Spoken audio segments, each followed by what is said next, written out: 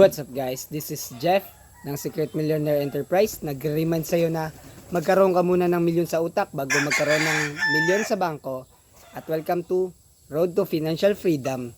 At dito tayo ngayon sa aking chapter 1 which is yung plano natin ay umalis sa poder ng magulang. So, yun. To bago ko lang to naisip yung ganitong content. So, nakaraan kasi broke to millions. So, naisip ko pag broke to millions yung gagawin ko na concept. So parang sinabi ko na rin na sa basketball, hindi ako marunong mag-dribble. Gusto ko na agad dumunk. So mali din yun kasi na-overwhelm ako kasi araw-araw ko iniisip yung paano magkaroon ng milyon. Pero ang hirap din kasi nun, di ba? Hindi ko makakayang kumita ng 10k, yung consistent na 10k na net talaga siya. So naisip ko, what if step by step ka para hindi ka ma-overwhelm? So ang ginawa ko ngayon, so nagsulat ako ng bagong dito yung Road to Financial Freedom. So kailangan parang inisip ko journey ko parang libro na by step. So may chapter 1, chapter 2 hanggang sa chapter 20 mga ganyan. So naisip ko yung bago ko mangarap ng milyon, alamin ko muna paano kumita ng 10,000 per month. So yun. So dito nilagay ko dito yung mga possible ko na monthly income or expenses. So dito nilagay ko mga naging yung tingin ko yung ideal ko na lifestyle per month na expenses ay 40k.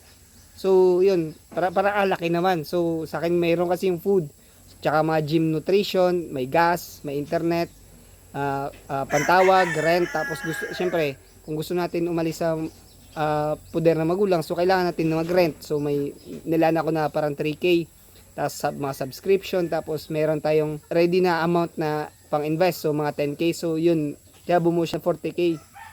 Tapos meron din ako natutunan din sa binabasa kong libro dito sa Millionaire Master Plan. So dito nga parang i-set mo yung yung ideal mo na amount, tapos maghanap ka ng kung anong source of income mo. Halimbawa yung sa ideal mo na lifestyle per month ay 40k. Tapos ang source of income mo kunari sa akin posible ay graphic design, yung mag-drawing ng mga design ng damit. Tapos halimbawa 1.5 yung per designs.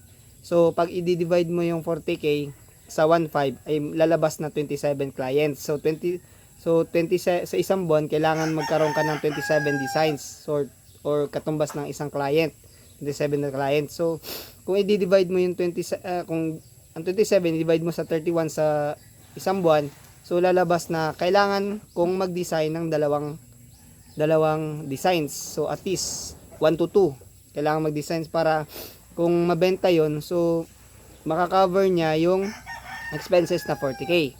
So yun.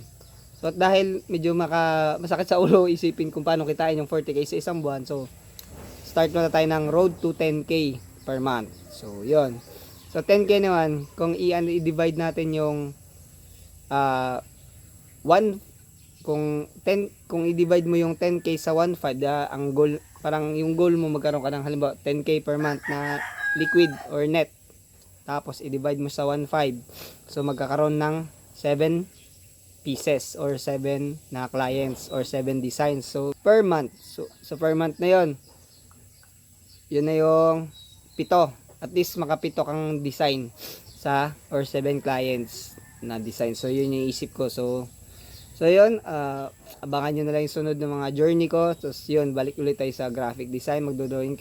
Drawing bukod sa ginagawa nating pagta-timer sa liga. So at yun lang. So please do follow and subscribe sa aking channel or sa mga contents ko. So magpo-post tayo ng magpo-post tayo ng fitness. So workout tayo para maayos yung utak. So at yun, so paalam.